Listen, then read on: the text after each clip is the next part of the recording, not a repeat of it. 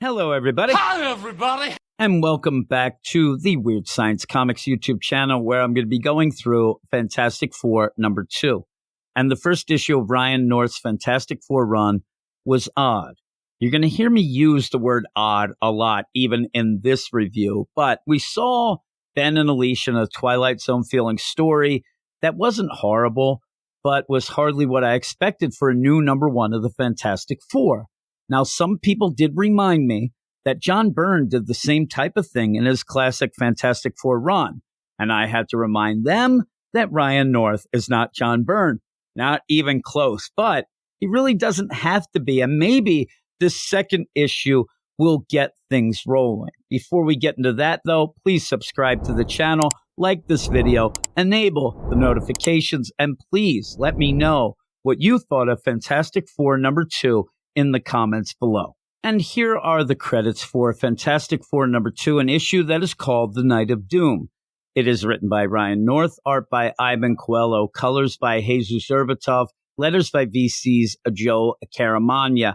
And I'm going to read the recap, not because it's that important, but because, again, it's odd. It feels like something that should have come before the first issue. In fact, it doesn't even feel like it's in the past tense, the way it is spelled out, and really just sets up the last issue. Here it is. The Thing and his wife, Alicia, have hit the road, separated from their children and estranged from their former teammates in the Fantastic Four. All that remains of the FF's former headquarters in New York City is a massive pit, and the whereabouts of the other members of the team remains a mystery. That just feels odd. It feels like it should have been before the first issue. And I actually went back and looked, thinking it might have been, and they made a snafu here, but they didn't have a recap in the first issue, which is, it makes sense. It's a first issue. What are you recapping? But that really feels like it should have been there. Now, I'm going to start out this review with the good, the bad, and the ugly of the Fantastic Four #2. The good is we do get some Reed and Sue Richards in a Fantastic Four book. That's a bonus. The bad is it is just Reed and Sue Richards in a Fantastic Four book, but also it's another Twilight Zone feeling story, very reminiscent of the first issue, and we don't find anything else more about that massive pit that Reed caused in New York City. The ugly is seeing a dead old lady inside a Doombot, and that is disgusting, but in a twist, in a sweet way. And I did like this issue a little bit more than the first one. Sure, it still feels better suited for an annual or anthology, and it did feel like Ryan North stretched a 12-page story to 20-plus pages, but it did feature Doombots, so it felt more Fantastic Four than the previous issue, and it also had some heart and had a bit of feels to be had in it. Now, the story just throws Reed and Sue into a small town. I couldn't tell you where it was, but the town goes from quaint to Doombotville almost immediately when Reed introduces himself to a waitress as Reed Richards. All of a sudden, it's revealed she's a Doombot, and apparently the rest of the townspeople are Doombots as well.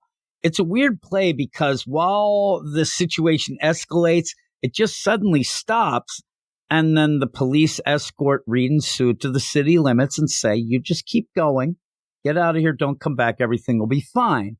Now, of course, Reed and Sue, they double back to investigate. There's going to be a lot of red flags going when you're in a town inhabited by Doombots. So they go back and they do investigate. And I'm not going to say the detective work was top notch here. A lot of it was just Reed jumping to conclusions. They happen to be right, but there's something to it where I think that Ryan North, being an all ages writer, the pacing of this actually was pretty good, that you could play a bit along with some of the mystery. And when you do, he gives people enough time to even figure things out slightly before Reed, which actually makes you feel pretty smart. If you figure out things before Reed Richards, oh my God. But it was the pacing, not just making Reed feel dumb or anything. It was just nicely paced. And I really did like that part of it. The story itself involves an old lady who was nice to Victor Von Doom a long time ago. And he promised her he would be good for that. He would make it up to her. He would end up rewarding her for being nice. And it seems like this old lady ended up, laughing it off. Oh my God, that's just Victor talking. And oh my God. And doesn't seem like, she has a way to say, yes, he did end up honoring this promise. But if you know anything about Dr. Doom, you know that he does honor his word. And we do find out that he did make good with this old lady and the promise, but in a very Dr. Doom kind of way. And while it ends up feeling a little creepy and overbearing, it still was pretty sweet in a way of Doom being Doom, right? And the whole idea of this was he wanted to protect this old lady. So he ended up using these Doom bots to kind of inhabit the town. But over the years, because this is quite an old lady, over the years, you end up having Doombots making Doombots, assuming roles. I mean, these Doombots really went full out in their roles in this town, including pretty much committing Doombot suicide because people have to die in a town. So it really plays out that this is the one lady in the town of all Doombots that are around playing. It's a lot like a Truman Show type of scenario, but it was in a sweet way that Dr. Doom just didn't want anything bad to happen to an old lady that actually was kind to him. One of the things that's really neat too is Reed and Sue are very intrigued that these seem to be the only Doombots whose first deal, the first rule is not to kill the Fantastic Four. It's the second, but the prime directive is just to make sure that this lady is safe and has a nice life. And that's kind of a neat play in a twisty sort of Twilight Zone-esque way. Now, it gets real Twilight Zone-esque when you end up finding out even more. I'm not going to spoil it. I kind of did before, but there's a big reveal that makes it even a little more sad, but even creepier than before. Now, the best thing, though, I think about the story overall is that while Sue is gushing to herself, and the whole thing is kind of framed in that Sue is writing a letter to She-Hulk, Jennifer, and she's talking about how great and humane Reed is.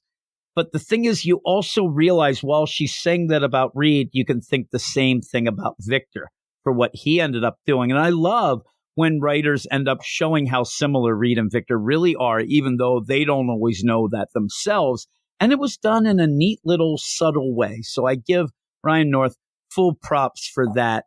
But in the end, we're no closer to finding out the big mystery of what Reed did in New York City. And that's what I want to get to. And this is what a lot of the books right now at Marvel are doing. I talked about this during my review for issue number 1, but we have the same thing. What did Peter Parker do, before? What is Mary Jane and this whole family? What about the Hulk and Bruce Banner? What did he do? We're getting this in a bunch of books. And I don't know why Marvel thinks that this is something that's cool. It drives me nuts, but eventually we'll get to that. The problem is we still have Johnny Storm.